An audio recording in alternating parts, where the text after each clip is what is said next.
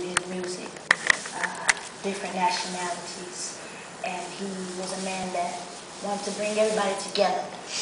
And I know that it makes me want to work even harder, makes me want to put 150 in everything that I do, because that he was. Every time he hit the stage, he never slacked. He always gave his best. He made you feel like you just got through moonwalking. And that I will never forget. His music will live on. He will live on. And may he rest in peace. And I just keep him and his family in my prayers. But he makes an artist like me just always want to do my best.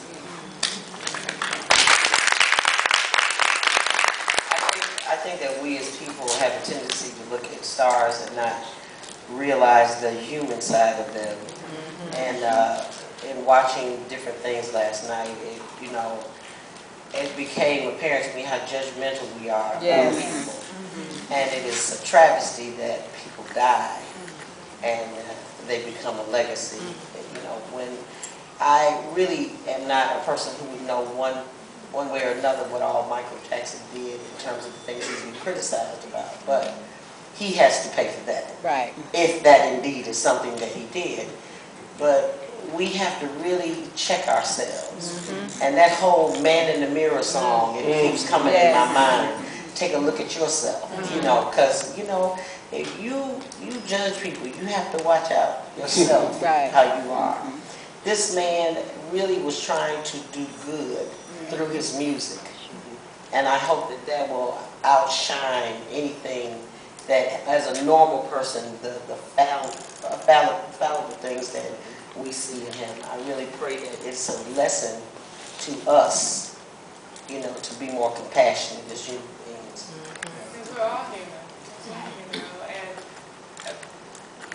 when you see someone get up on stage and they give their all and they're present for you 100% as an audience member, you get to just sit out there and enjoy that. But there's a price that the artist pays to give you that. And that price could be wanting to get some sleep. There's a price. So, I agree with Felicia that we have to be compassionate. And I'm just really, really happy that people in America, because I think people around the world saw it all the time, finally see the genius in Michael Jackson. He was more than just a singer and a dancer. I mean, he was an amazing musician, an artist, someone who wrote songs that will be around forever. And that's what a true artist is. The fact that you can, go to Paris and look at the Mona Lisa and say that was painted so long ago, but you can still look at it and be moved by it. That's the work of a true artist, and I think he was definitely a true artist. And your children and your children's children. I know my daughter is, she's doing Michael Jackson stuff as my sister and I did in the basement. How many artists can you truly say have gone through these legacies of families that they would be able to identify with each other? She's singing Rockin' Robin. Where you get that? What you know about Rockin' Robin? Okay. I always thought we would get married. And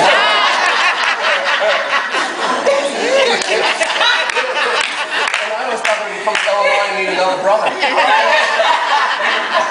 But it didn't work out, but thank you, ladies, and thank you, audience, because it was such a monumental memorial to him yesterday. I think that you said Very the well best. done. It was not about a performance, it was really recognizing his person. And I just think that we're all blessed and touched by that. And the same way with Color Purple. I was so blessed to see it last week, and I'd seen the Broadway production of it also. And it's one of those things where you go, okay, I've seen the best production of a show, but then all of a sudden it's when the moon, the sun, the stars, all these elements come together. I felt like I was watching a new show. And I'm sitting there with a friend and I'm crying, okay, I gotta put this together before the intermission comes, because I don't want everyone to see me. I'm looking around, I'm seeing other people too, guys in the audience, touched so well by it. What is it about this show that makes people come back over and over again, and that they want to get the Color Purple experience? What is it? How do you explain this show? I think that This show inspires, touches people, and it gives them a reason to want to keep on keeping on. There's a lot of stuff going on out here in the world, the economy. Everybody's dealing with different situations, you know, and this show touches some of everything. And it makes people feel like, you know what, I can go on just a little while longer. You're going to walk in the building going through some situations, but I guarantee you when you walk out, all those things, you'll be looking at them a different way. And I think it just touches men, women, and it makes you want to just keep on keeping on. It's not about, it happens to be a story told through an African-American cast, but it is problems that everyone can identify with. In every walk of life, doesn't matter, black, white, Asian, doesn't matter. Everybody goes through these kinds of things. I know as a performer, I've been working a lot of years, and there's not another production that I've ever worked on that I can honestly say I was doing it by rote, you know, because every day there's something different that happens on stage, or somebody in the audience. You know, she was taking her bow and noticed a young lady crying, and she was crying so much that Fantasia sent for her. And you never know what someone's going through, and they're internalizing. And this show frees them up to know that it's not just them, that it's other people that experience these kind of devastation of things. It's a show about the human experience.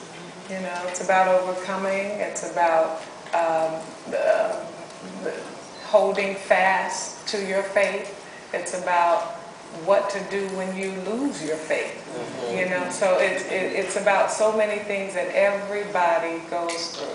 And so that's why you can see it over and over again, because you're never in the same place every day. So when you see it, you're in a different place in your life, and you're able to take in different parts of it when you see it. And we're not in the same place either. Right. So you're going to get a completely different show every time you see it, and it's going to mean something completely different to you. So it's just one of those stories that you can always relate to. It's like a good movie that you can sit through every time it comes on. You know? Yeah. I think that for me, this was the first time that I really understood your husband's role in the show. At first, I just like, bad guy, you know.